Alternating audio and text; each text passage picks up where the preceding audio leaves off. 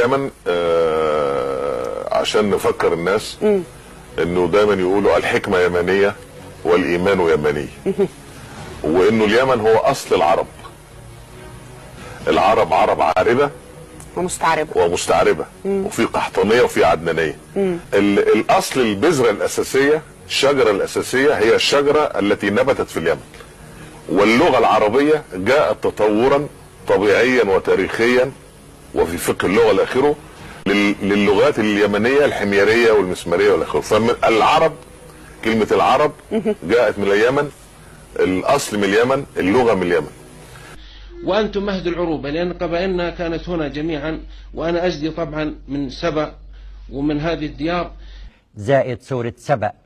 لم يكتفي القرآن الكريم بالحديث عن سبأ في سورة النمل، إنما أفرد لها سورة كاملة باسم سورة سبأ، لكي يؤكد القرآن الكريم أنه لا يوجد عرب بائدة أو عرب أزيلت، لكن العرب الحقيقيين حتى هذه اللحظة هم العرب العاربة الأساسيون، وسوف نوضح ذلك.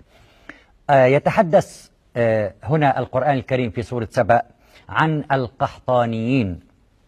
طبعا قحطان هو الجد الأعلى لقبائل اليمن القحطانية العرب العاربة. نحن نعلم أن قبيلة جرهم التي تزوج منهم إسماعيل عليه السلام هم قبيلة قدموا من اليمن، وعرب عاربة، وهم أصل العرب الذين خرجوا من اليمن. تحدثنا عن الغساسنة، تحدثنا عن المناذرة، نتحدث عن جرهم الذين قدموا إلى مكة. كل أولئك الأوس والخزرج الذين سكنوا المدينة، كل أولئك قبائل نزحت من اليمن بعد أن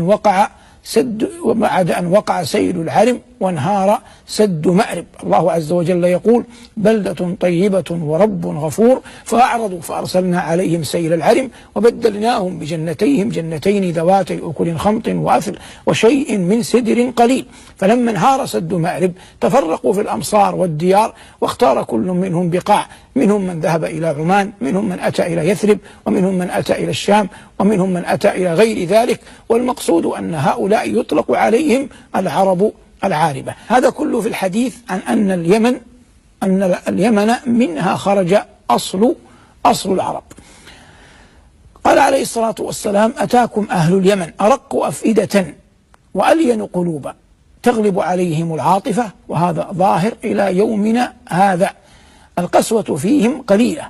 أتاكم أهل اليمن أرق أفئدة وألين قلوبا. الإيمان يمان والحكمة يمانية، فالإيمان في أهل اليمن وفي غيرهم، والحكمة في أهل اليمن وفي غيرهم، لكن الإيمان عندهم أظهر، وكذلك الحكمة.